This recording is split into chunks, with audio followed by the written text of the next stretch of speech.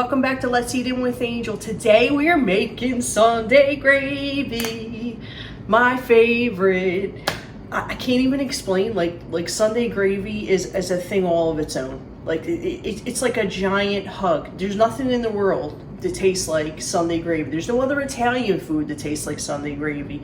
It's cooked low and slow for like 3 to 3.5 hours. And it's just like, it's like a big giant hug. I can't explain it. It's just my favorite thing in the whole world. And what we're going to be doing is using meatballs. We're going to be using ribs. And we're also going to be using some of the sausage. I went to the Maglio. I got it a Maglio with sausage because that's what I love to make my gravy with. So let's get started. First thing we're going to do is we're going to take a large onion, chop it up finely, add it to our large pot. Then we're going to add a good 3 tablespoons of extra virgin olive oil.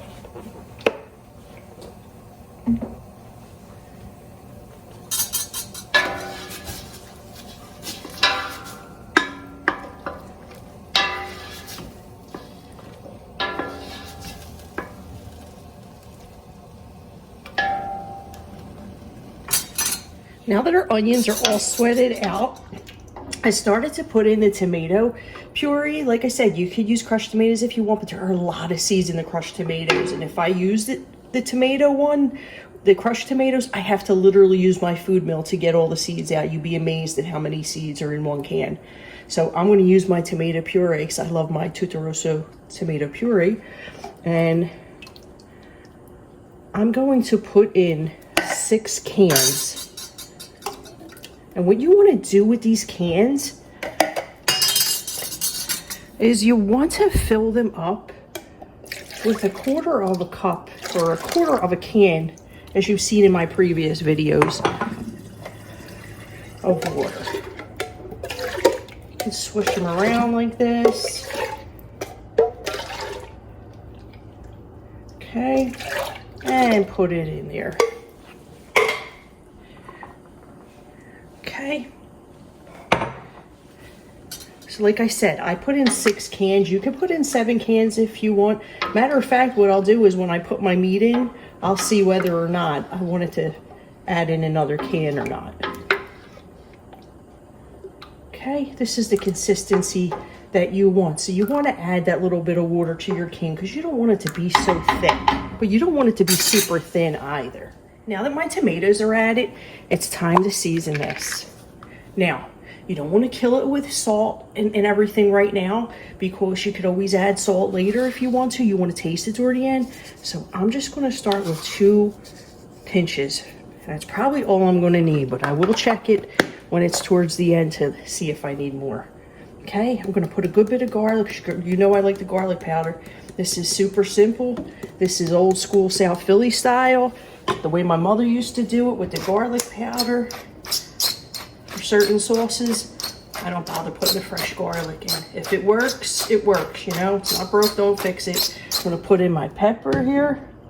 And I'm also going to put in a little bit of sugar to cut that acidity. I'm going to give this a stir.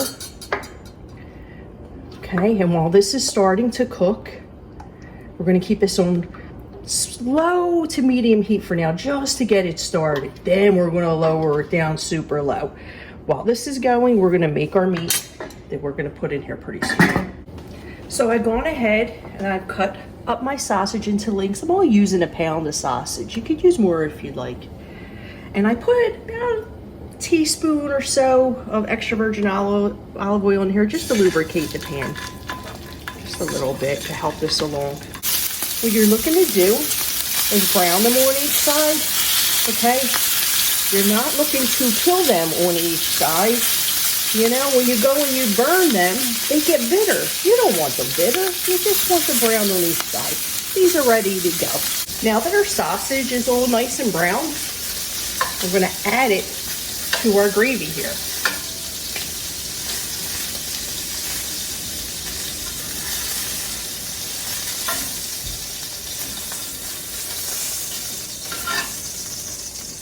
Now that our sausage has been added, we're going to take these beautiful pork rib ends, because pork equals flavor. That's what you want to use to get the best flavor.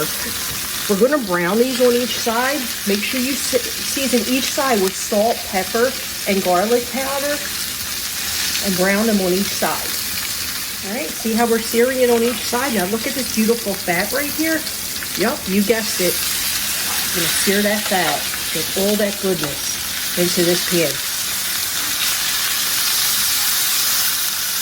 Now that our pork has been seared on each and every side, we're going to add it to our gravy.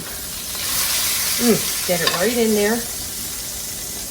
I'm going to get a little bit of this goodness and put it in there because, I mean, my God, the flavor is just intense and I love it.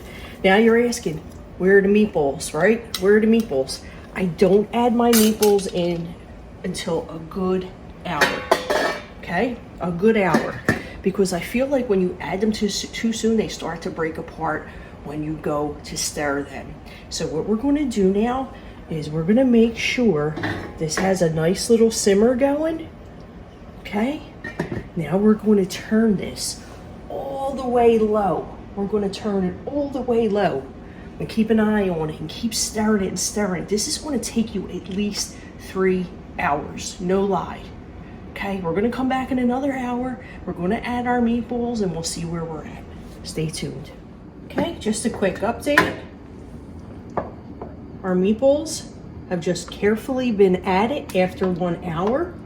We're going to let this go for another 2 hours, stirring and checking it frequently. And then we are going to check our taste at the end of 2 hours, and then we will know whether or not it's done by checking the taste and the consistency of this gravy. Okay. So this has been literally 3.5 hours, okay? Now, you're going to know this is done by smell and by taste. When you taste this, it's going to have a nice full body taste, okay? It's not going to taste like metallic-y. It's not going to taste bitter. If you would need to adjust for salt and pepper, you would adjust for your salt and pepper at this time. Let it go for a few more minutes. Mainly, what you're going to see is all of this, your pork and all, is going to fall off the bone. Like, look at that. It's literally going to fall off the bone. That's when you know that it's done. Okay, so I'm not going to lie. This is 2 days later after I made the gravy. What I did was I took one big portion and I put it in a container and I put it in the refrigerator. The other giant portion I went and I put into the freezer. This stays incredibly good in the refrigerator for at least 5 days. And honestly, you can freeze this. I mean, you're not going to freeze it that long because you're going to want to eat it, but this freezes beautifully. This is the kind of meal you want to do this with. So now what we're going to do here is we're going to take out our meat because we're going to make a meat platter. Okay, so now our meat is in our bowl. We have all of our delicious meat in here. Now our macaroni are getting done. We did some rigatoni. We're going to plate up our rigatoni in here, drain our rigatoni.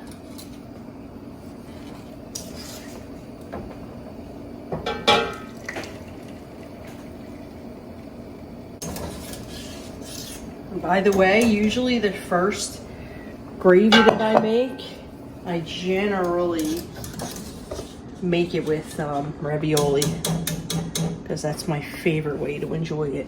So what we're going to do here is we're going to put some gravy in here just to get it wet, because when we go to plate it, we'll put more on. Okay, just a quick note, because you use the pork spare ribs, check for bones in there when you're going to package it away, just in case. They really just fall right off, so they'll be very easy to fetch out.